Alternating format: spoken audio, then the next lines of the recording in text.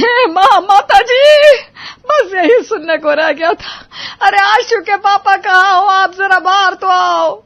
तभी विपिन जी तौलिया लपेटे हुए, बालों में झाग बनाए, मुंह पर साबुन लगाए हुए बाहर भागते हुए नजर आते हैं। अरे क्या हुआ आशु की मम्मी, बिजली गिर गई या धरती फट गई जो तुमने मुझे इतनी जोर से याद किया?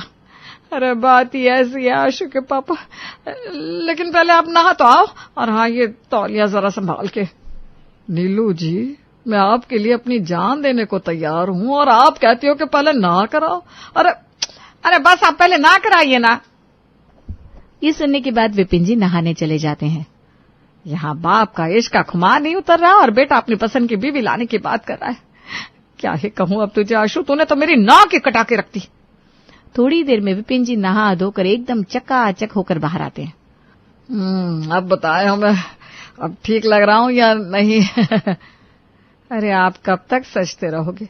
यहाँ लड़का खुद ही सेहरा सजाकर तैयार खड़ा है। क्या कहा?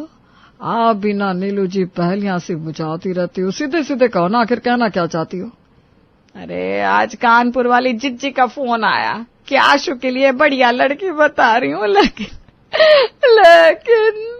इतना कहकर नीलू जी फूट फूट कर रोने लगती है। कसम से नीलू जी, आपको एक बार ये डेली सोप में जरूर ट्राई करना चाहिए था। नीलू जी एकदम रोते रोते खुश हो जाती है। क्या जी, मैं आज भी इतनी सुंदर हूँ क्या? सुंदर तो आप आज भी हो, इसमें कोई दो राय नहीं है, लेकिन कैसे तिल का ताड़ राय का पहाड़ बनाना है, कब कैसे कहाँ फुल स्टॉप कॉमा लेना है, इस कला में आपको महारत हासिल है। ये सुनकर नीलू जी इतराने लगती हैं। अभी ही देखो ना आपने लेकिन कहते हुए आपने तीनों अल्प विराम ले लिए, जिससे आपके भाव प्रदर्शित होते हैं और आपसे सही प्रश्न भी पूछा जाए। इस घर में होने वाली ये नोक-झोंक किसी एक दिन की कहानी नहीं है, बल्कि ये इनके पूरे दिन की कहानी है। अब आगे चलिए जानते हैं कि नीलू जी इतनी जोर से चीखी क्यों, लेकिन के आगे कहना क्या चाह रही थी। लेकिन तुम्हारा लड़का पहले से ही लड़की पसंद करके बैठा है और कह रहा है कि शादी करूंगा तो उसी से करूंगा। त्रोहिमाम। अरे ये अनर्थ इस घर में कैसे हो गया? हमारे यहाँ पिछली 7 क्या 14 पीढ़ियों में भी किसी ने भी अपनी मर्जी से शादी नहीं की। जहाँ जिसके साथ बांध दिया बस बंध गया। अब मुझे ही देख लो से क्या मतलब है तुम्हारा? अरे मेरे जैसी बीवी पाकर तुम्हारे भाग्य सुधर गए, लेकिन अब मेरी नाक कटने से कोई नहीं बचा सकता। मैं क्या करूं? परमात्मा मेरा साथ दे दे। हे माँ, माता जी। हाँ, मेरी माता जी मुझे इससे बचा सकती है। अब नीलू जी अपनी माँ को फोन घुमाती है।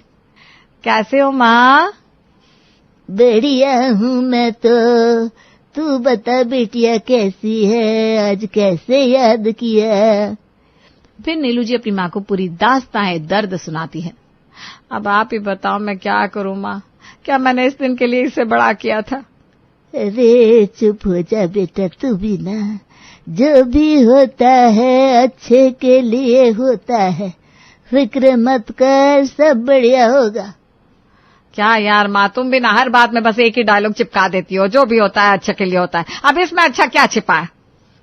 गायत्री जी नीलू को पूरी बात विस्तार से समझाती है और आगे की पूरी प्लानिंग बताती है। अब आगे देखिए होता है क्या, बड़े धमाके होंगे या फिर सुतली बम की तरह फुस हो जाएंगे। तूने सुन लिया ना, बस जैसे जैसे कहा तू वैसे वैसे करती जा। और हाँ मेरी बच्ची, घबराना नहीं है, तेरी माँ खड़ी है तेरे लिए, समझी? और हाँ टाइम पे बताते रहना बात कहाँ आगे बढ़ी। मेरी प्यारी माँ, मेरी न्यारी माँ, दुनिया की सबसे अच्छी माँ, आपने तो मेरी सारी टेंशन दूर कर दी माँ। अब अगले ही दिन नीलू जी अपना गेम खेलना शुरू करती हैं और चलती है अपना पहला पत्ता। ठीक है आशु, अगर तू कहता है तो मैं तेरा रिश्ता उस लड़की के साथ कर दूंगी, लेकिन अगर मैं तेरी इतनी बड़ी बात मान रही हूँ तो तुझे भी मेरी एक एकदम छोटी सी शर्त माननी पड़ेगी। आशु खुशी से उछल पड़ता है और नाचने लगता है। हुर्रे, अरे मेरी प्यारी अम्मा, ओ मेरी भोली अम्मा, ओ मेरी न्यारी अम्मा, बस जल्दी से मेरा गौना कर दो, गौना कर दो, गौना कर दो। लेकिन पहले मेरी शर्त सुन लो मेरे राजा बाबू। अरे मेरी प्यारी माँ, तुम जो भी कहोगी मैं मान लूंगा। अच्छा बताओ क्या करना है? जिस लड़की के साथ तूने शादी करने की सोची है उससे पहले हमारे साथ 1 महीने आकर रहना पड़ेगा। हाय हाय मम्मी, तुम भी ना निशी आकर रहेगी, मेरे लिए इससे बढ़िया बात क्या हो सकती है? लाल, ओ मेरे सपूत, मैं यहाँ कोई उसकी आरती उतारने के लिए नहीं ला रही हूँ, बल्कि मैं उसे यहाँ ट्रेनिंग देने के लिए लाने को कह रही हूँ। ट्रेनिंग? कैसी ट्रेनिंग मम्मी? रसोई की ट्रेनिंग। बस उसे उस ट्रेनिंग में पास होना होगा, उसके बाद शादी पक्की। ठीक है मम्मी, अब मुझसे शादी करने के लिए निशी इतना तो कर ही सकती है।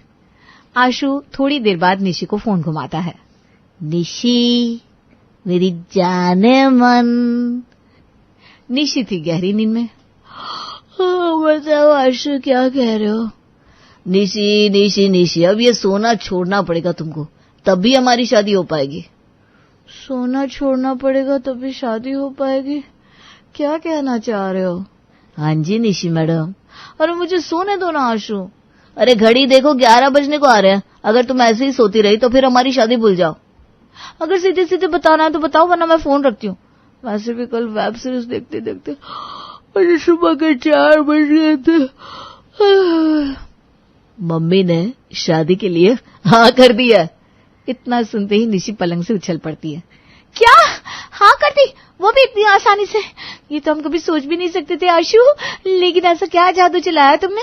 अरे घर की मुर्गी दाल बराबर, तुम्हें मेरे टैलेंट की कोई कदर नहीं है ना, इसलिए तुम्हें ऐसा लगता है। अरे बताओ ना आशु। बस मैंने अपनी बातों का ऐसा जादू चलाया कि मम्मी ने झट से हाँ कर दी। ओह माय गॉड आशु, ये दिन हमारे जीवन का सबसे बड़ा दिन होगा। मैं तो सोच भी नहीं सकती थी। मुझे लगता था बहुत पापड़ बेलने पड़ेंगे, जाने क्या क्या करना पड़ेगा। मुझे सच में एक पहाड़ तोड़ने जैसा काम लग रहा था, लेकिन इतनी आसानी से हाँ कर दी। अब निशी और आशु अपने ख्वाबों की दुनिया में खो जाते हैं, पर उन्हें क्या पता था कि वास्तव में यहाँ एक पहाड़ तोड़ने जैसा काम शुरू होने वाला था। अच्छा निशी सुनो ना, मम्मी ने ना एक शर्त रखी है। कैसी शर्त? मैं कुछ समझी नहीं आशु। देखो मम्मी का कहना है कि वो पहले 1 महीने तुमको यहाँ रखकर ट्रेनिंग देना चाहती है, जिससे तुम हमारे घर के तौर तरीके सीख सको, हैं, जिससे शादी के बाद कोई परेशानी ना आए, हैं। उसके बाद हमारी शादी टन टना टन। इतना से काम, इसमें क्या मुश्किल है? निशी मुश्किल तो नहीं है, लेकिन एक बार तुम्हें अपने मम्मी पापा से बात तो करनी पड़ेगी ना। उनको मैं हैंडल कर लूंगी, उसकी कोई टेंशन नहीं है। निशी अपने मम्मी पापा से जाकर बात करती है और उन्हें पूरी बात बताती है। मम्मी पापा, मैंने आपको बताया था ना मैं आशु को पसंद करती हूँ। अच्छा वही आशु, करोड़पति पार्टी जो तेरे पीछे पागल है। मम्मी आप भी ना कमाल करती हो। मैं पैसा देखकर प्यार नहीं करती। हाँ, मैं आशु से सच्चे दिल से प्यार करती हूँ। हाँ तो बताओ क्या हुआ? पापा उसके घर वाले ना मान गए हैं शादी के लिए, लेकिन उनकी एक छोटी सी शर्त है। क्या शर्त है बेटा? उसकी माँ का कहना है कि मुझे शादी के पहले 1 महीने उनके घर रहना पड़ेगा। तुम्हारा दिमाग तो खराब नहीं हो गया? ये क्या पागल बनती है? अरे भाई थोड़ा ठंड रखो, एकदम ही तोप के गले जैसे फट जाते हो। अच्छा तो निशी, आशु की मम्मी तुमको 1 महीने पहले अपने घर में रखना चाहती है, लेकिन इसका कोई खास कारण? वो 1 महीने पहले मुझे उनके घर के काम का जो वो किचन की ट्रेनिंग रहती है ना, वो देना चाहती है। वो चाहती है कि मैं उनके घर जाने से पहले उनके घर के सारे तौर तरीके समझ लूं। नहीं नहीं नहीं जी, ये बिल्कुल नहीं होने दूंगा। अरे हमारी थोड़ी बहुत तो इज्जत है समाज में, उसका क्या होगा? हाँ हाँ पता है, बहुत बुरे भर भर की इज्जत है ना तुम्हारे समाज में। अरे शांत रहिए ना आप। पापा अगर आप हाँ करते तो ठीक है, वरना मैं भाग जाऊंगी। ठीक है भाई, जैसे तुम माँ बेटी को ठीक लगे। अब निशी जी पहुंच जाती है सिंगल परिवार की होने वाली बहू बनकर, और इधर निशी के चरण जैसे ही घर में पड़ते हैं वैसे ही नानी गायत्री देवी अपना संदूक उठाए चली जा रही हैं। नीलू, नीलू जरा मेरा ये संदूक तो उठा। देख तेरी माँ आ गई। अरे नानी, आप यहाँ अचानक कैसे? क्या तुझे मेरा आना अच्छा नहीं लगा क्या आशु बेटा? तब तक शिखा भी आ जाती है। नानी आ गई, मेरी प्यारी नानी। सच में बेटियां ही घर की असली रौनक होती है। तुम लड़कों का क्या ही कहूँ अब। तभी नीलू जी निशी के साथ आती हैं। ये बच्ची कौन है नीलू? अपने पड़ोस की है क्या? नहीं माँ, ये तुम्हारी होने वाली पोत बहू है। क्या? नीलू बहू हमारे आशु की बहू है? हे विधाता, मैं कितनी खुशकिस्मत हूँ कि मुझे ये दिन देखने को मिला। ला बेटा तेरा हाथ चूम लूं, नहीं तो मैंने तो सोच लिया था अब मुझे बिना पोत बहू का मुंह देखे ऊपर जाना पड़ेगा। जा निशी बहू, सबके लिए एक बढ़िया सी चाय बना कर ला। निशी डरते डरते किचन में जाती है। बढ़िया सी चाय तो तब बनती ना जब निशी ने अपने घर में कभी बनाई होती। मम्मी जी, कितने कप चाय बनेगी? 5 कप हमारे, बाकी तू भी पिएगी तो 6 कप बना ले। और नहीं तो क्या मैं रह जाऊंगी क्या? एक क्या, मैं तो 2 कप पी लूंगी। मम्मी जी, दूध कहाँ रखा है? फ्रिज में। अब निशी फ्रिज में से पतीला निकालती है और कप से दूध नापना चालू करती है। अरे बाप रे, ये इतना भारी पतीला और 6 कप छानना है। पहला कप छानती ही निशी से ढेर सारा दूध स्लैब पर गिर जाता है। देवा रे देवा, अब क्या करूं? जल्दी से साफ कर देती हूँ। मम्मी जी, अदरक कहाँ है? फ्रिज में ही होगी बेटा, रुक मैं आती हूँ, अभी तुझे कुछ भी मिल नहीं रहा है ना। नीलू जी रसोई में आती है। ले बेटा, ये रही अदरक, इसको घिस ले जरा। इधर निशी अदरक घिस रही है, उधर नीलू जी चीनी डाल देती है। तभी नीलू जी का फोन बजने लगता है। माँ, ये किसी का फोन है? हाँ हाँ आती हूँ, रुक जरा। इधर नीलू जी फोन पर बात कर रही है। मम्मी जी, चाय पत्ती कितनी डालूं? बस 2 चम्मच। ये कहकर निशी चाय बनाना शुरू करती है। बनाते बनाते 15 मिनट हो जाते हैं। क्या हुआ निशी बेटा, चाय अभी तक बनी नहीं क्या? आई आई नानी जी, आपके यहाँ की चाय थोड़ी अलग है ना, हमारे यहाँ ऐसी चाय नहीं बनती। निशी के हाथ की चाय देखकर सबके होश ही उड़ जाते हैं। ये क्या है? क्यों? अरे बेटा, ये पानी जैसा दूध, मतलब ये माजरा क्या है? आप ही ने तो कहा था अदरक डाल दे और साथ में 2 चम्मच, तो मैंने वही किया। तभी नीलू जी रसोई में उठकर जाती है और फटा दूध और 2 चम्मच पतीले में पड़े देखकर सब समझ जाती है और अपना माथा पीट लेती है। अब रात होती है और डिनर की तैयारी शुरू होती है। निशी बहू, तो फटाफट से आटा लगा और तवा गैस पर रखकर खड़ी हो जा, मैं बस 10 मिनट में आई, फिर सबके लिए रोटियां बनाएंगे। इतना कहकर नीलू जी रसोई से निकल जाती है और बाहर का काम समेटने लगती है। 10 मिनट बाद रसोई में अपनी माँ गायत्री जी के साथ आ रही होती है। ये बात तो है मम्मी, बहू के घर में आने से काम तो कितना कम हो जाता है। देखो ना, निशी ने आटा लगा लिया होगा, अब फटाफट से रोटियां बन जाएगी। ये कहकर नीलू जी हाथ में सब्जियों की डलिया लिए आगे बढ़ती है कि उनकी चीख निकल जाती है, जिससे सुनकर घर के बाकी लोग भी दौड़े दौड़े चले आते हैं और सारी सब्जी नीलू जी के ऊपर ही फैल जाती है। अरे निशी, ये क्या है? ऐसे खड़ी क्यों हो तुम? निशी अपने पूरे बाल और चेहरे पर आटा लगाकर गैस चूल्हे के ऊपर खड़ी है। इसमें मेरी क्या गलती है नानी जी? अब भी मम्मी जी कह कर गई आटा लगाकर गैस पर खड़ी हो जा। अब बताओ, मैं कितनी मुश्किल से ये गैस पर खड़ी हूँ, फिर भी आप लोग मेरी तारीफ नहीं कर रहे हैं। निशी, ये भूत क्यों बन गई तुम? निशी, मैंने तुमको कहा था कि आटा लगाना है। हाँ तो मम्मी जी, आपने यही तो कहा था, आटा लगाना है। आटा लगाना मतलब आटा गूंथना, निशी अपने शरीर पर नहीं लगाना होता। इसके बाद सबका हंस हंसकर बुरा हाल हो जाता है और निशी नहाने चली जाती है। अब अगले दिन गायत्री जी नीलू जी से कुछ कह रही थी, जिसे निशी भी सुन रही थी। यस निशी, अब सही मौका है अपने नंबर बनाने का। आज तो नानी को खुश करके रहूंगी। अब निशी जाती है फटाफट से नानी के सारे कपड़े लेकर और वॉशिंग मशीन में डाल देती है। थोड़ी देर बाद जब सूखने के लिए डालती है तो निशी के होश उड़ जाते हैं। लेकिन ये क्या, तब तक तो नानी भी कहीं से टहलते हुए आ जाती है और गलती छिपाने का कोई मौका भी नहीं मिलता। निशी बहू, तुम अपने हाथों से पीछे क्या छिपा रही हो ऐसे? नहीं नहीं, कुछ नहीं नानी। बताओ मुझे। तभी नानी एक कपड़े का लटकता हुआ टुकड़ा निशी के हाथ में से खींच लेती है। वो देखते ही नानी फूट फूट कर रोने लगती है। नीलू, अरे नीलू, मेरा बैग लगा दे, मुझे आज ही जाना है, मैं अब यहाँ नहीं रह सकती। तभी नीलू और शिखा वहां आते हैं। क्या हुआ मेरी प्यारी नानी, आप रो क्यों रही हो, मुझे बताओ क्या हुआ।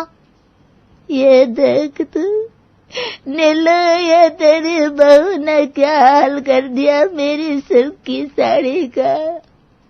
और ये तो वही साड़ी है ना माँ, जो पापा आपके लिए गुजरात से लाए थे, गज्जी सिल्क की। हाँ नीलू, ये तेरे पापा की आखिरी निशानी थी, तेरी बहू ने वॉशिंग मशीन में धो दिया है मेरे राम। लेकिन तूने इसे वॉशिंग मशीन में क्यों धोया निशी? वो नानी आपको बता रही थी तो मुझे लगा मैं धोकर डाल देती हूँ। अरे लेकिन उन्होंने ये सिल्क की साड़ी धोने को थोड़ी ना कहा था। हाँ मुझे पता है, लेकिन मुझे लगा अगर मैं ये धो दूंगी तो नानी और खुश हो जाएंगी। सब अपना सिर पकड़कर वहीं बैठ जाते हैं। निशी रोते हुए अपने रूम में चली जाती है। क्या हुआ निशी, ऐसे उदास क्यों लग रही हो? कुछ नहीं, मुझसे ये सब नहीं हो पा रहा है। मैं अच्छी बहू कैसे बनूंगी आशु?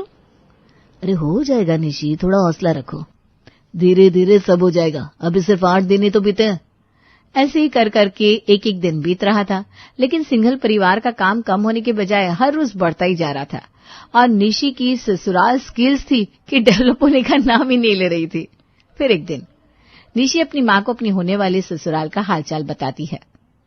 क्या करूं मामा, तुझसे बच्चा करने की कोशिश करती हूँ, लेकिन कुछ तो कुछ गड़बड़ हो ही जाती है। अरे नीतू बेटा, जब तुझे कहती थी कुछ सीख ले, तब तो तू अपने आप को तरला दलाल और निशा मधुलिका से कम नहीं समझती थी, लेकिन अभी सीख ले उनसे, और क्या कहूँ।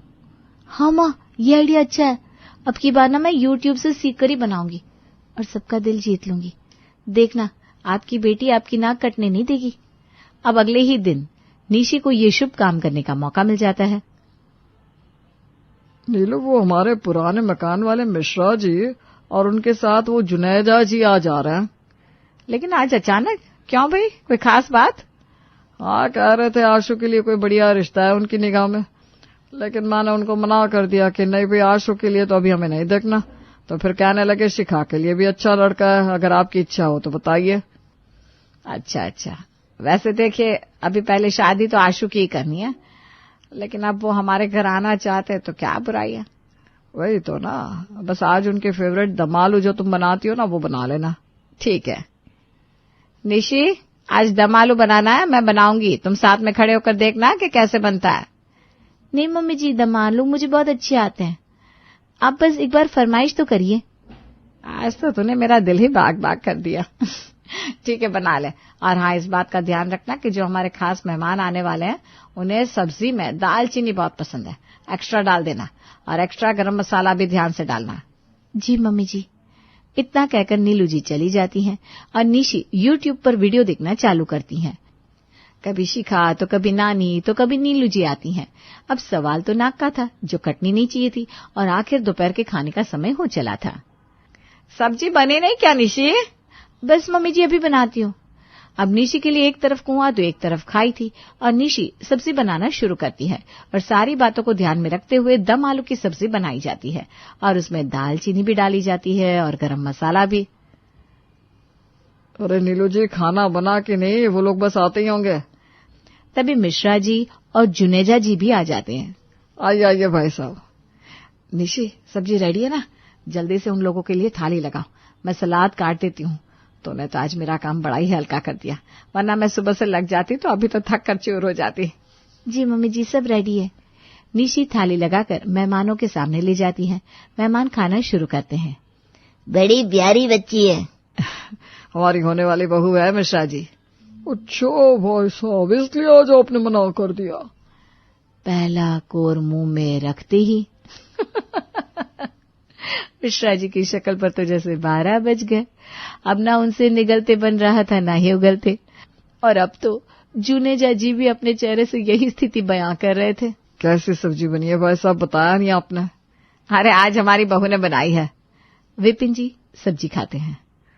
नीलू, ये तो घनघोर मीठी सब्जी है, और ये क्या इसमें दाल ही दाल डाली हुई है? हाँ, ये तो सही कह रहे हो आप। और ये मसाला भी खड़ा खड़ा है सारा, लेकिन मैंने तो देखा ही नहीं। थाली निशी ने लगाई थी। निशी, जरा इधर आओ। तभी निशी और आशु के साथ साथ गायत्री देवी और शिखा भी आते हैं। क्या हुआ मम्मी, अपने निशी को बुलाया? हाँ मेरे लाल, तेरी होने वाली बीवी ने बड़ा ही ऐतिहासिक कारनामा जो किया है। बेटा ये सब्जी मीठी, और इसमें दाल कौन डालता है बेटा? ये दम आलू थे, कोई सांबार थोड़ी ना था। और ये देख खड़े खड़े मसाले। मम्मी जी आपने कहा था दालचीनी डालनी है, साथ में गरम मसाले भी, तो मैंने बस वही किया, दाल और चीनी डाला, साथ में सारे मसालों को खूब अच्छे से गरम गरम करके।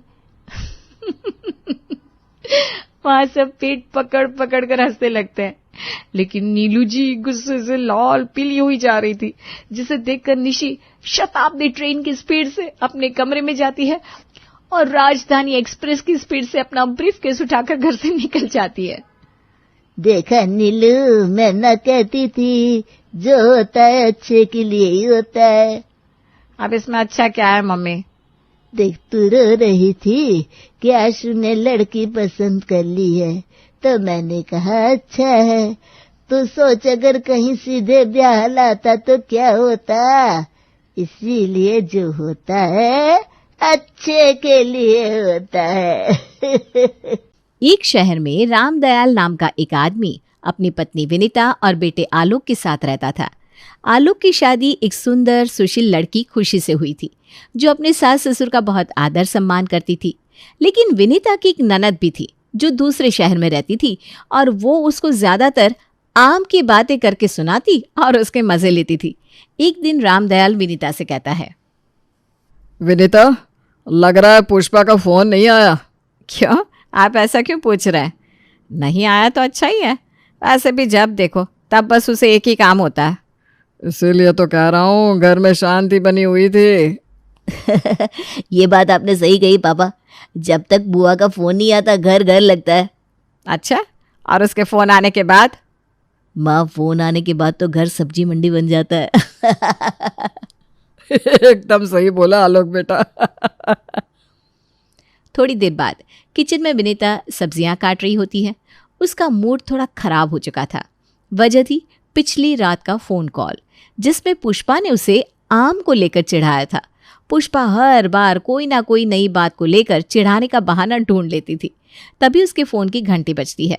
स्क्रीन पर नाम दिखता है, पुष्पा दीदी। विनीता अब झिझकते हुए फोन उठाती है। अरे भाभी, ये देखो मैं क्या खा रही हूँ। ऐसा आम तो तुम्हारे यहाँ कभी नहीं मिलेगा। तुम्हें और कोई काम नहीं है क्या? हर बार बस यही आम दिखाने लगती हो। काम तो तुम्हारे पास होगा भाभी, लेकिन इतना मजेदार रसीला आम खाने का मौका तुम्हें कहाँ मिलेगा। देख पुष्पा, ज्यादा ना उड़ मत। इस बार मैं भी तुझे दिखाऊंगी कि हमारे यहाँ कैसे आम मिलते हैं। भाभी, तुम्हारे यहाँ के आम तो पत्थर जैसे लगते हैं।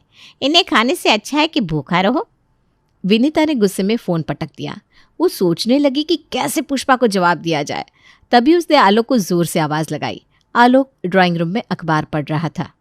आलोक, बाजार जा और सबसे अच्छे आम लेकर आ। माँ, सुबह सुबह आम क्यों चाहिए? ये इज्जत का सवाल है। तेरी बुआ हर बार मुझे चिढ़ाती है। माँ जी, लगता है बुआ जी ने फिर से कुछ कहा। बहू, ये तुम्हारी समझ से बाहर है। बस आलोक को बाजार भेजो। आलोक और खुशी बाजार में आम लेने के लिए पहुंचते हैं। बाजार में बहुत भीड़ थी।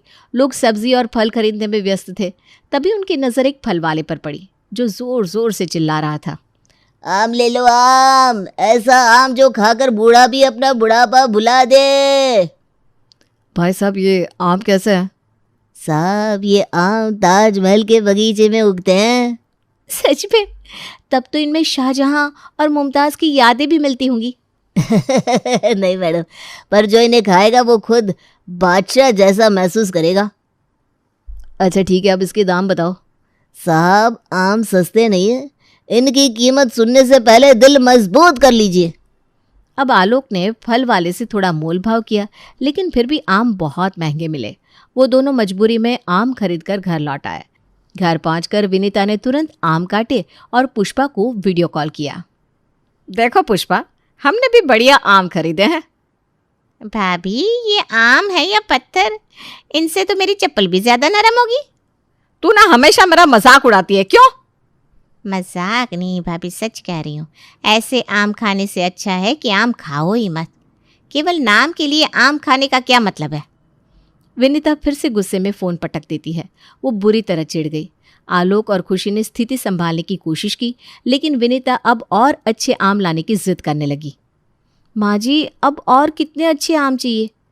जब तक मैं पुष्पा को हराकर नहीं दिखाऊंगी तब तक चैन नहीं मिलेगा मुझे। तो अब क्या करे? मुझे नहीं पता, मुझे बस उस पुष्पा को आम खाते हुए दिखाना है जिससे वो मुझसे चिढ़े। धीरे धीरे आम के सीजन का आखिरी हफ्ता चल रहा था। बाजार में आम की मात्रा कम हो रही थी। विनीता को पता ही नहीं था कि आम का सीजन खत्म हो चुका है। दूसरी तरफ पुष्पा रोज वीडियो कॉल करके उसे आम खा खा कर चिढ़ाने का कोई मौका नहीं छोड़ रही थी। विनीता की चिढ़न बढ़ती जा रही थी। भाभी देखो, आज फिर से आम खा रही हूँ। ऐसा रसीला आम तुम्हारे यहाँ तो साल भर ढूंढोगी ना तब भी नहीं मिलेगा। तुम्हारे पास और कोई काम नहीं है क्या पुष्पा? काम तो है, पर ये मजेदार आम खाने से अच्छा काम और क्या होगा? तुम भी खाओ भाभी, अगर तुम्हारे यहाँ मिल जाए तो।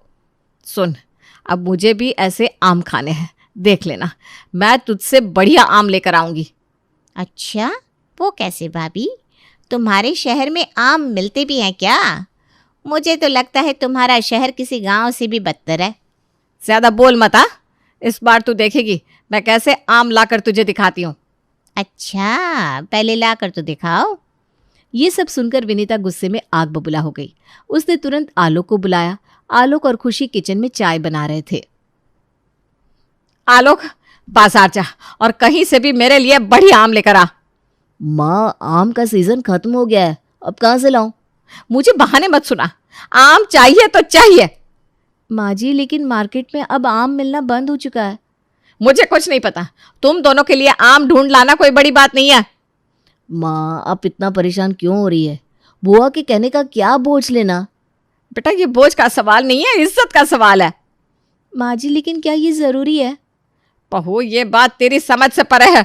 आलोक और खुशी बाजार पहुंचकर आम ढूंढने लगे, लेकिन वहां हर जगह यही जवाब मिला कि आम का सीजन तो अब खत्म हो चुका है। घंटों तक तलाश करने के बाद भी उन्हें एक भी आम नहीं मिला। थक हार कर वे दोनों घर लौट आए। माँ, बाजार में तो कहीं भी आम नहीं मिल रहा। तुमसे एक काम भी ना ढंग से नहीं होता। माँ जी, आम का सीजन खत्म हो गया है। अब जो आम चाहिए होंगे वो ठंडे स्टोरेज से ही मिलेंगे। मुझे बहाने मत सुनाओ, कहीं से भी ले आओ, लेकिन मुझे आम चाहिए। माँ, ठंडे स्टोरेज के आम महंगे होते हैं और अच्छे भी नहीं होते। महंगा हो या सस्ता, मुझे उससे कोई फर्क नहीं पड़ता। माँ जी, आप ऐसे बच्चों की तरह जिद क्यों कर रही हैं? तुम दोनों नहीं समझोगे, मुझे पुष्पा को सबक सिखाना है। उसी समय पुष्पा का फोन आया। विनीता ने फोन उठाया और फिर वही अपनी पुरानी कहानी सुनाना शुरू कर देती है। भाभी सुनो, हमारे शहर में ना एक किसान ने ऐसा आम उगाया था जो साल भर मिलता है।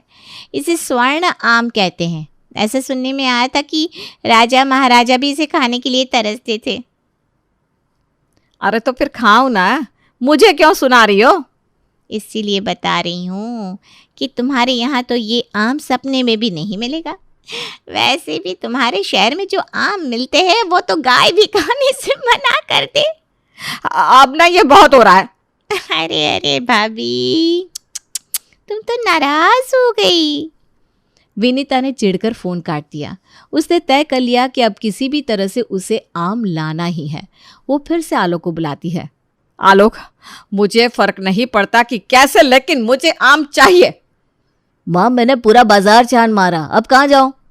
पहाड़ों पर जाओ, जंगलों में जाओ, लेकिन आम लेकर आओ। माँ जी, क्या हम जादूगर बुला लें जो आम हवा से निकाल दे?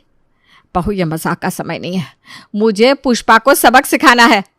माँ, अब खुद जाकर देख लीजिए, बाजार में आम नहीं है। ठीक है, अब तो मैं खुद ही जाकर देखूंगी। अगले दिन फिर पुष्पा का फोन आया। इस बार उसने विनीता को एक और अजीब कहानी सुनाई। भाभी, एक बार एक राजा ने अपने बेटे को ऐसे आम दिए जिन्हें खाते ही वो गाने लगा।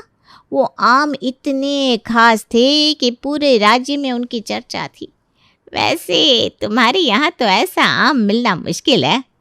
अब बस कर। नहीं नहीं भाभी, ये सुनना ज़रूरी है। आम का असली मज़ा वही ले सकता है जो हमारे शहर में हो।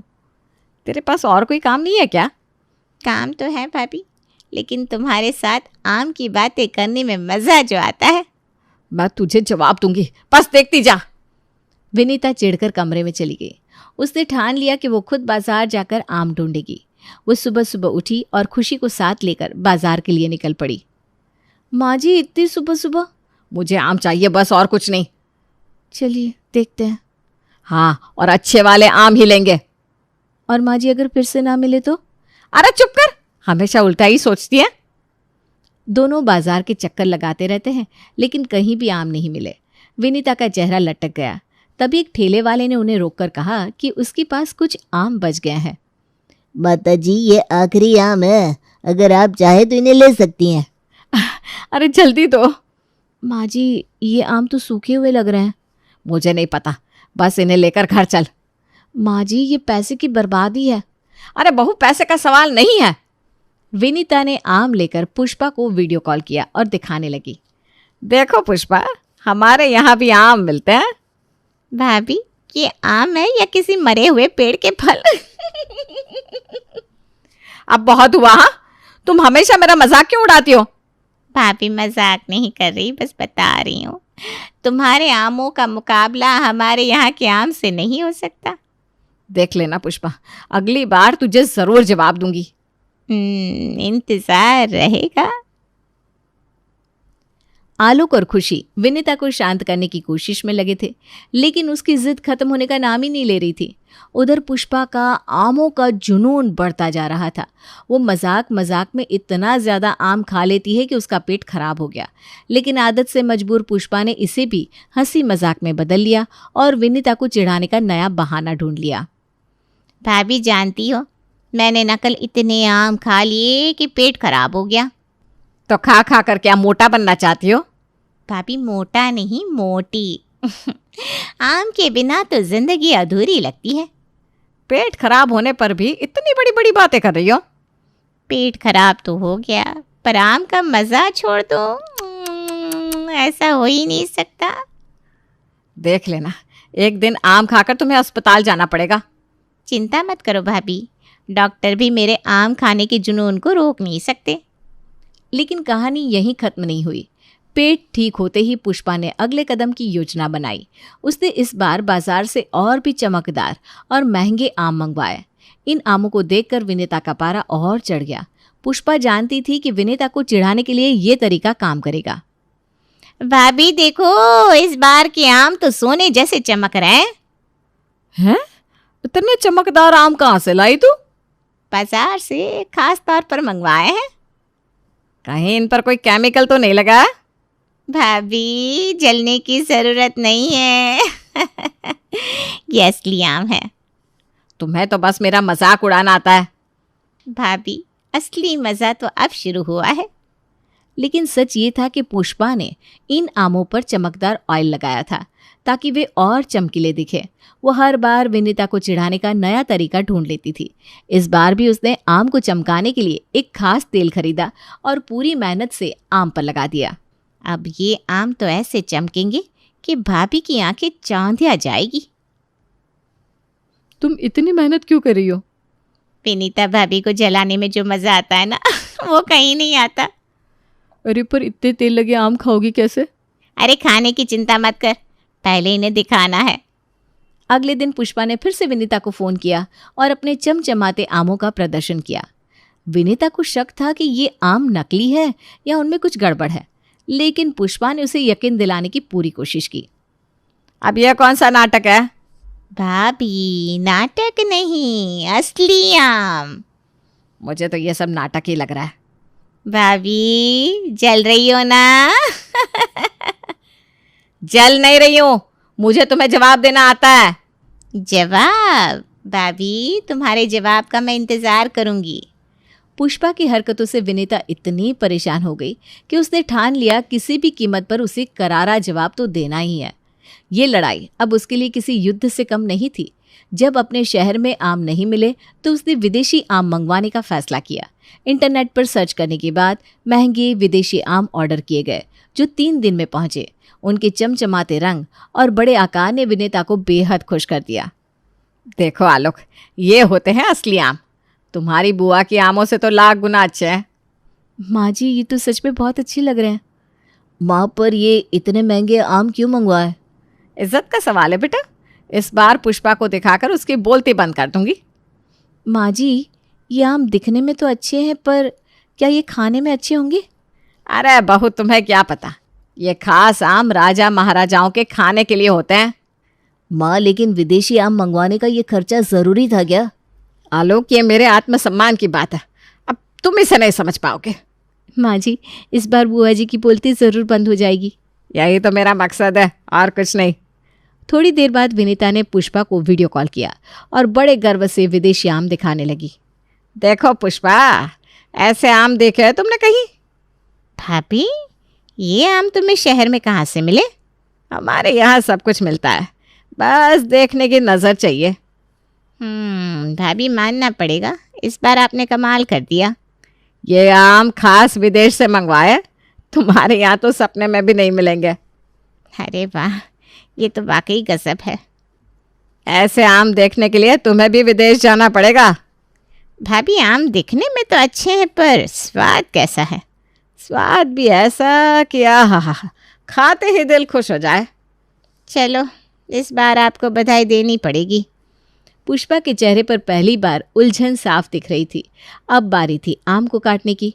विनीता ने बड़े गर्व के साथ चाकू उठाया और पहला आम काटा। जैसे ही आम का टुकड़ा निकला, अंदर का नज़ारा देखकर सब सन्न रह गए। आम पूरी तरह से सड़ा हुआ था। विनीता ने दूसरे आम को काटा, फिर तीसरे को। सभी आम अंदर से खराब निकले। ये देखकर उसका चेहरा उतर गया और पुष्पा ठहाके लगाने लगी। भाभी, ये क्या है? ये तो आम नहीं, कचरा है, कचरा। तू ना ज्यादा मत बोल। भाभी, इन आमों से तो पत्थर खाना बेहतर है। ये खराब निकले इसका मतलब ये नहीं कि हमारे आम तुम्हारे आमों से खराब है। भाभी, सच मानिए, मैं तो इन्हें फेंकने की भी पैसे ना दूं। तुझे ना बस चिढ़ाने में मजा आता है। भाभी, ये आम दिखने में तो चमकदार थे, लेकिन अंदर से वाह रे भैया, आपके विदेशी आम। चुप रह, मैं और अच्छे आम मंगवाऊंगी। भाभी, आप चाहे जितने मंगवाओ, लेकिन मेरे आम सबसे बेहतर हैं। देख लेना, अगली बार तेरे बोलने की हिम्मत नहीं होगी। विनीता गुस्से में आग बबूला हो गई। उसने सारे आम उठाकर कचरे के डिब्बे में फेंक दिए। तभी खुशी की सहेली काजल उसके घर आई। अरे, ये सड़े हुए आम कहाँ से आ गए? अरे, लंबी कहानी है। माँ जी ने ये विदेशी आम मंगवाए थे। विदेशी आम?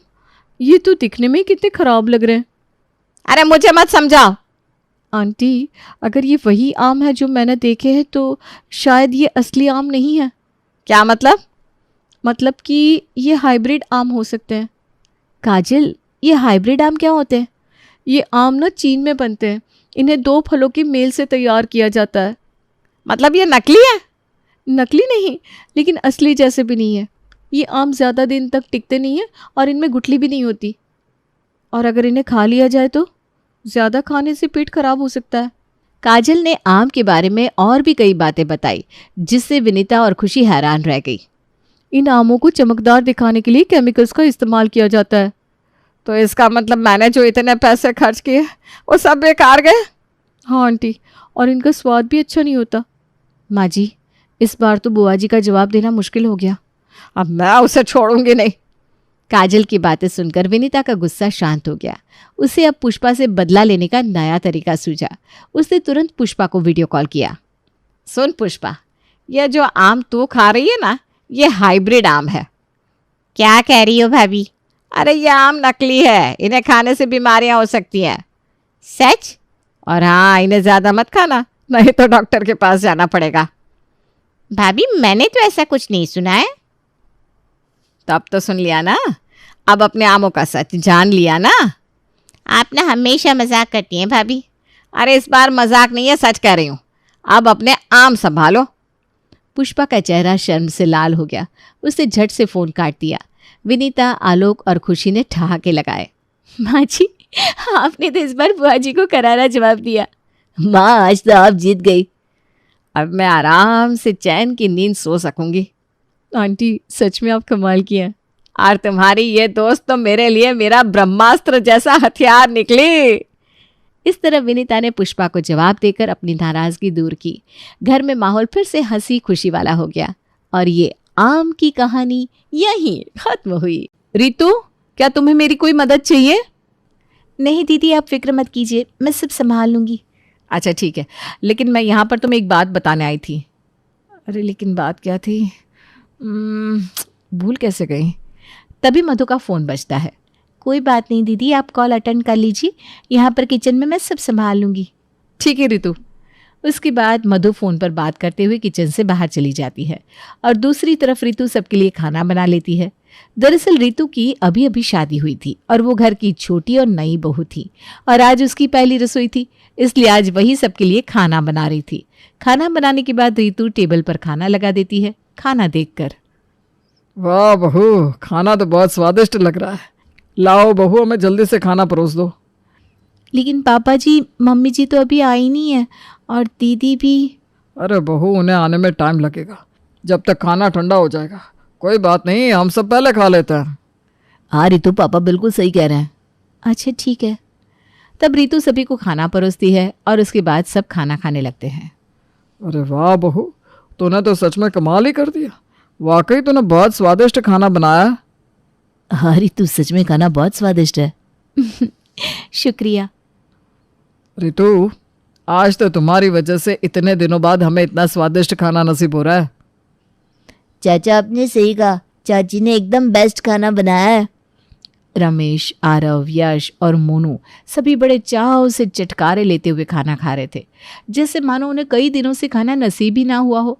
और वो सभी रितु के हाथ के बने खाने की तारीफ भी बहुत ज़्यादा कर रहे थे। ये सब देखकर रितु को कुछ समझ में नहीं आ रहा था, लेकिन फिर तभी वहाँ पर शांति और मधु भी आ जाते हैं। क्या बात है भाई, आज सभी ने पहले ही खाना शुरू कर दिया। वो मम्मी जी। अरे कोई बात नहीं बहू, तुझे कहने की ज़रूरत नहीं है। ला, अब तो मेरे लिए भी खाना परोस दे। जी मम्मी जी।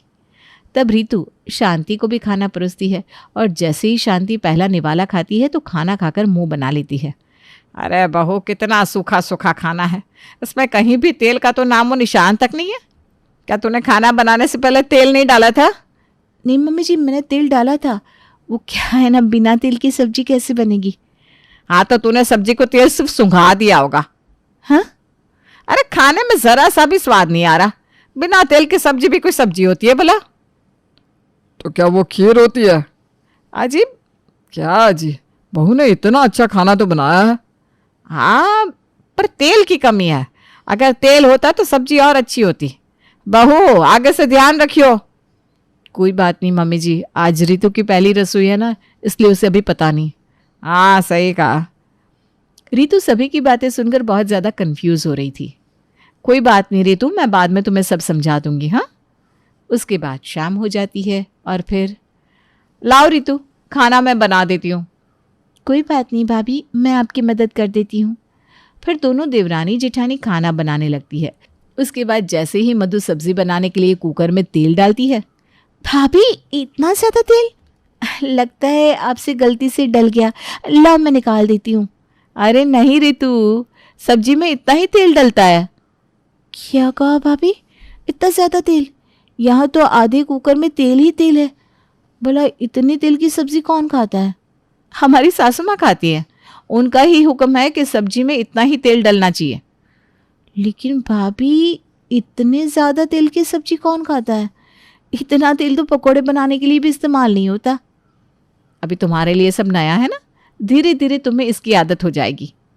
रितु बहुत ज़्यादा हैरान थी कि उसकी जेठानी सब्जी में इतना ज़्यादा तेल डाल रही है। उसे विश्वास ही नहीं हो रहा था कि आखिर इतना ज़्यादा तेल की सब्जी कोई भला कैसे खा सकता है। खाना बनाने के बाद मधु सभी को खाना परोसती है। आहा, अब आया ना खाने का स्वाद। सुबह सब्जी कितनी ज़्यादा रूखी सूखी लग रही थी, बिना तेल के तो सब्जी का स्वाद ही नहीं आता। लेकिन मम्मी जी, एक बात बोलूं, इसमें मुझे तेल में सब्जी अलग से तैरती हुई नजर आ रही है। मानो बेचारी सब्जियों में तेल की बाढ़ आ गई हो और ये बाढ़ में जैसे तैसे सांस ले रही हो। अरे बहू, तुझे क्या पता तेल हमारे लिए कितना अच्छा होता है। जहां एक तरफ शांति उस सब्जी की बड़ाइयां कर रही थी, वहीं दूसरी तरफ सभी उस सब्जी को देखकर मुंह बना रहे थे। मम्मी, सुबह वाली सब्जी बची है क्या? नहीं बेटा, वो तो खत्म हो गई। क्या बात है बेटा, जब अभी ताजा सब्जी बनी है तो तुझे बासी वाली क्यों खानी है? दादी माँ, अभी चाची ने कहा ना ये सब्जी नहीं है, ये तो तेल की बाढ़ है। मुझे इतनी ज्यादा तेल वाली सब्जी अच्छी नहीं लगती। ये तो कैसी बातें कर रहा है? अगर तेल नहीं खाएगा तो तू बड़ा कैसे होएगा? हैं? तुझे पता भी है तेल हमारे स्वास्थ्य के लिए कितना ज्यादा अच्छा होता है, और एक सब्जी में ही हम तेल खाते हैं। तेल खाने से तेरे बाल भी हमेशा घने और काले रहेंगे, नहीं तो तू जल्दी ही टकला हो जाएगा। क्या? और नहीं तो क्या। हाँ, चल नखरे मत कर और चुपचाप खाना खा ले। इस तरह शांति जबरदस्ती सभी को ज्यादा तेल की सब्जी खिलाया करती थी। फिर सभी खाना खाकर सो जाते हैं। कुछ दिन बाद, भाभी आज सब्जी में जरा तेल कम डालना, मैं तो इतना ज्यादा तेल खाकर पक गई हूँ। तुम्हें तो पता ही है रितु, अगर हमने तेल कम डाला तो मम्मी जी हमारे साथ फिर से महाभारत शुरू कर देंगी।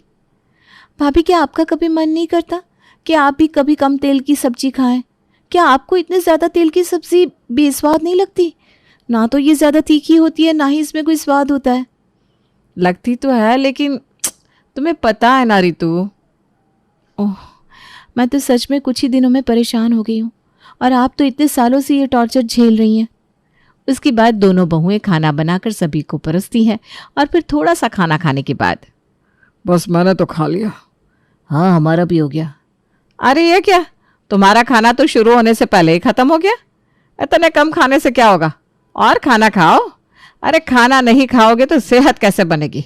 देखो तो कैसे दुबले पतले होते जा रहे हो। अगर ऐसा खाना खाएंगे तो सेहत वैसे भी नहीं बनेगी, और ऐसा खाना खाने का भला किसका ही मन होगा। हाँ भैया, कुछ कहा क्या तुमने? अरे नहीं मम्मी, कुछ नहीं। मैं कह रहा था हमें ऑफिस जाना चाहिए, लेट हो रहा है ना। जैसे ही यश और आरव ऑफिस के लिए जाने लगते हैं तो शांति उन्हें रोकते हुए कहती है, अरे अपना टिफिन तो लेते जाओ। नहीं मम्मी, ऑफिस में हमें लंच मिलता तो है। हाँ, लेकिन बेटा घर के खाने और ऑफिस के खाने में जमीन आसमान का अंतर होता है। असली सेहत तो घर के खाने से ही बनती है। उसके लिए घर का खाना भी घर जैसा होना चाहिए ना। अरे तूने फिर से कुछ कहा क्या? हाँ, आज मुझे कुछ सुनाई क्यों नहीं तेरा? नहीं मम्मी, कुछ नहीं। अब हम चलते हैं। चलिए ना भैया, लेट हो रहा है। अरे हाँ भाई, चलो। इन दोनों का सही है, हर बार अपना पीछा छुड़ाकर भाग जाते हैं और बाहर लजीज खाना खाते हैं। क्या कभी इन्हें अपने बूढ़े बाप पर तरस नहीं आता? चलिए दादाजी, हम भी चलते हैं। हाँ हाँ बेटा। उसके बाद रमेश भी मोनू को स्कूल में छोड़ने चला जाता है। इस तरह सभी अपने काम पर चले जाते हैं। बहुओं, तुम दोनों भी खाना खा लो। जी मम्मी जी। जब मधु और रितु खाना खा रही थी तब शांति देखती है कि रितु बिना सब्जी के ही अचार के साथ रोटी खा रही है। अरे बेटा, क्या बात है, तुझे टिंडे पसंद नहीं क्या? टिंडे तो मुझे बहुत पसंद है मम्मी जी। तो फिर सब्जी क्यों नहीं खा रही? मम्मी जी, सब्जी में इतना ज़्यादा तेल है, मुझे इतने तेल की सब्जी अच्छी नहीं लगती। अरे बेटा, तुझे तो पता ही है आजकल पहले जैसा खान पान नहीं रहा, लेकिन हमें अपनी सेहत का ध्यान रखना चाहिए।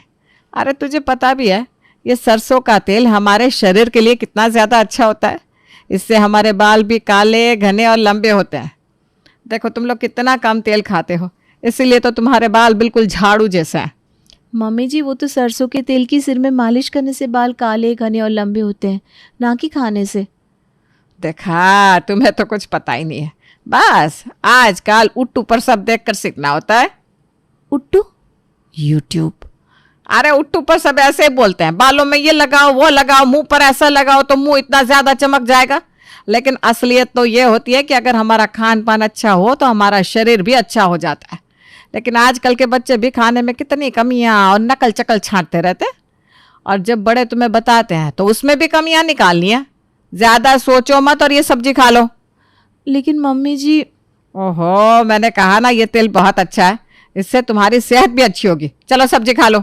घर में किसी को भी अगर इतने तेल की सब्जी नहीं खानी होती तो भी शांति जबरदस्ती उन्हें तेल के फायदे गिनवा गिनवा कर सब्जी खिलाई दिया करती। फिर रात को इस तरह मम्मी जी ने आज भी मुझे टिंडे की तेल वाली सब्जी खिला दी।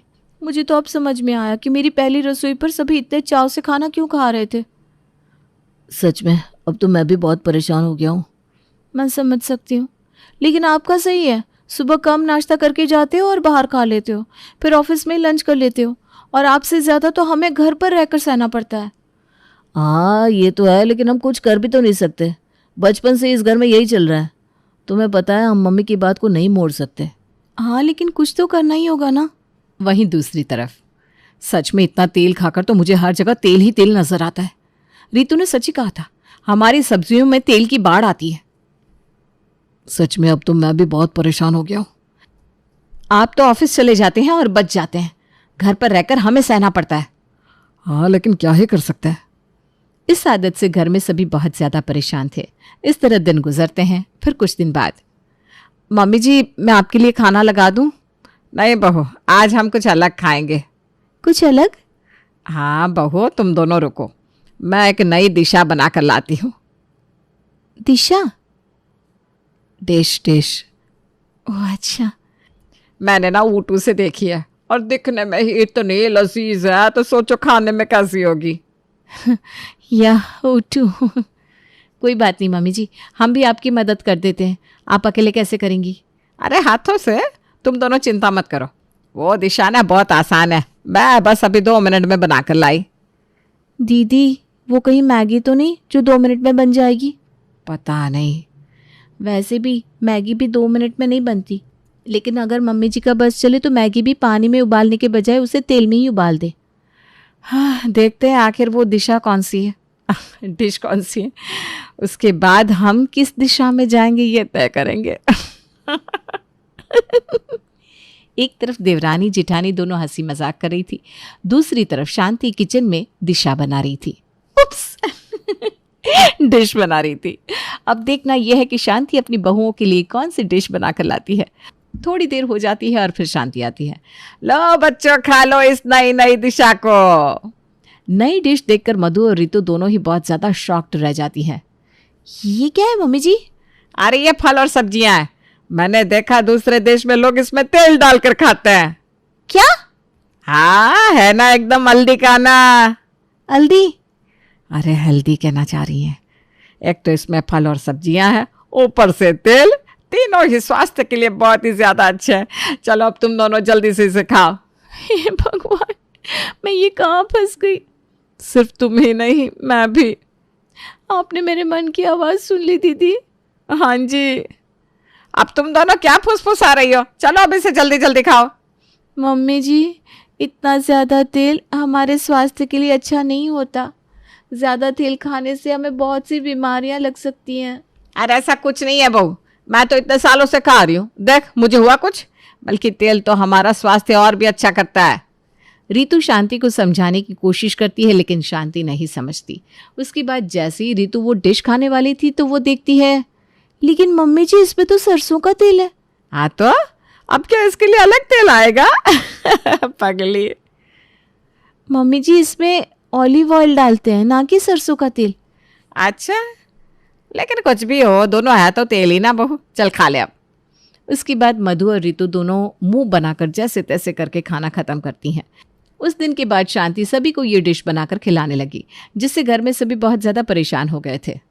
दीदी अब हमें ही कुछ करना होगा। अरे लेकिन क्या करें? सुनो ना। उसके बाद रितु मधु को एक तरकीब बताती है। तुम्हें लगता है ये अच्छा आइडिया है और इससे कुछ काम बनेगा? हाँ दीदी, हमें एटलीस्ट एक बार ट्राई तो करना ही चाहिए, नहीं तो हमें हमेशा इस तरह ही तेल खाते रहना पड़ेगा। अब तो इतना ज़्यादा तेल खा खा कर मेरी डाइजेस्टिव सिस्टम की भी हालत बिगड़ चुकी है। अरे रितु, सिर्फ डाइजेस्टिव सिस्टम नहीं, बल्कि अब तो मुझे लगता है मेरे टेस्ट बड्स भी ना खराब हो गए हैं। हाँ दीदी। अपने प्लान के अकॉर्डिंग दोनों बहुएं अगले ही दिन शॉपिंग पर जाती हैं, और शॉपिंग करने के बाद जब वो दोनों घर आती हैं, अरे बच्चों, आज तो तुम दोनों बहुत सारी शॉपिंग करके लाई हो। दिखाओ तो जरा क्या क्या लेकर आई हो। जी मम्मी जी।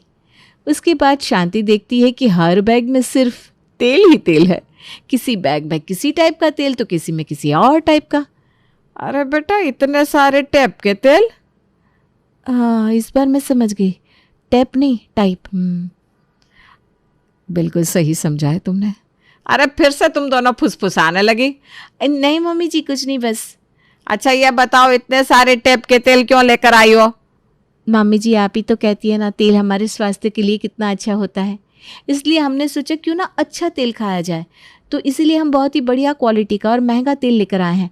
और साथ ही आप हमें जो उबली हुई सब्जियां और फलों में डालकर तेल खिलाती है ना, उसके लिए मैं ऑलिव ऑयल लेकर आई हूँ, और ये टॉप क्वालिटी का नारियल तेल है।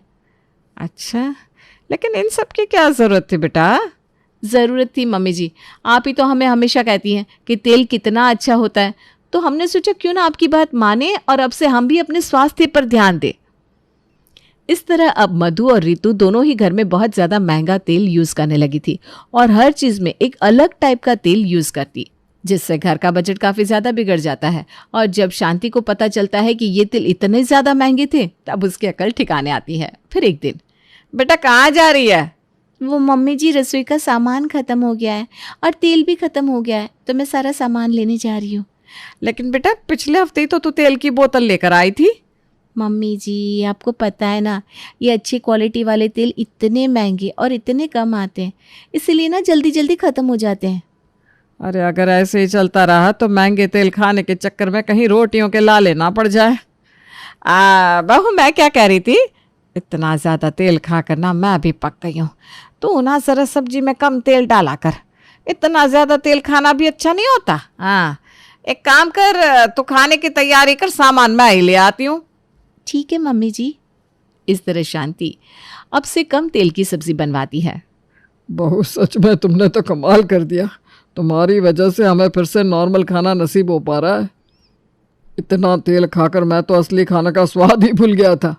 हाँ सच में, फाइनली अब घर का खाना खाकर घर के खाने वाली फीलिंग आती है। हाँ, अब तो स्कूल में बच्चों ने भी मुझे चिढ़ाना बंद कर दिया। अब सभी मेरा दोस्त मेरा टिफिन खाते हैं। चलो जी, अंत भला तो सब भला।